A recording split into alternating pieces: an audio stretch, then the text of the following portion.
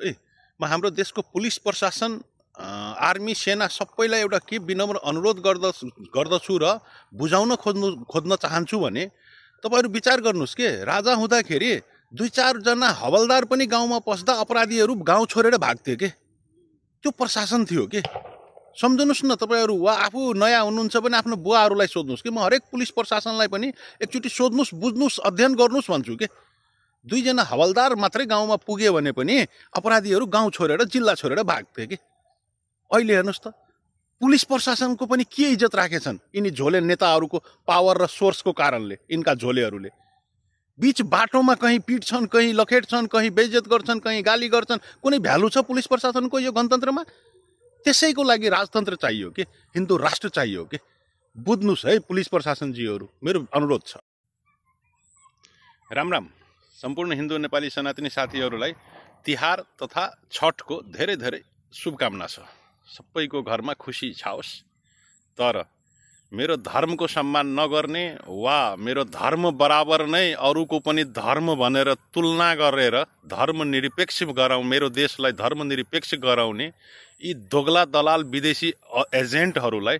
शुभकामना हैन है उनीहरूलाई अशुभकामना जसरी शेरे बुढाबुढीले पिटाई खाए नि गोताई खाए नि अस्ति जेनजी आन्दोलनमा छठपछि बाँकी सबै धर्मनिरपेक्षवादीहरू त्यस्तै गोदाई खाओस् भनेर मेरो अशुभकामना छ है उनीहरूलाई अब कुरा गरौँ मुख्य मुद्दाको यदि सिद्धान्तकै कुरा गर्ने हो भने के मेरो प्रभु श्री रामको सिद्धान्तमा कुनै कमी कमजोरी थियो के मेरो प्रभु श्री कृष्णको सिद्धान्तमा कुनै कमी कमजोरी थियो के मेरो प्रभु श्री पशुपतिनाथ जीको सिद्धान्तमा कुनै कमी कमजोरी थियो के पृथ्वीनारायण शाहको बडा महाराजदेराज पृथ्वीनारायण शाहको सिद्धान्तमा कुनै कमी कमजोरी थियो के राजा महेन्द्र श्री 5 को सरकार राजा महेन्द्रको सिद्धान्तमा कुनै कमी कमजोरी थियो के श्री 5 को सरकार स्वर्गीय श्री वीरेन्द्र राजाको सिद्धान्तमा केही कमी कमजोरी थियो यदि थिएन भने हामीलाई मलाई किन विदेशी तो दलाल तो धर्महीन अधर्मी कार्ल मार्क्स माओ अरे माओवादी अरे लेनिन अरे स्टालिन अरे यिनीहरूको सिद्धान्त चाहिँ मलाई मेरो देशमा किन थोपेको अपराधीहरू हुन् के यिनी प्रचण्डे शेरे केपी मधेसवादी सबै अपराधी हुन्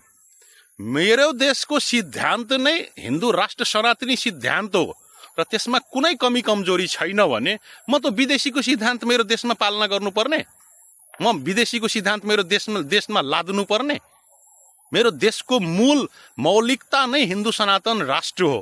मेरो देशको मूल मौलिकता नै राजा सहितको हिन्दू राष्ट्र हो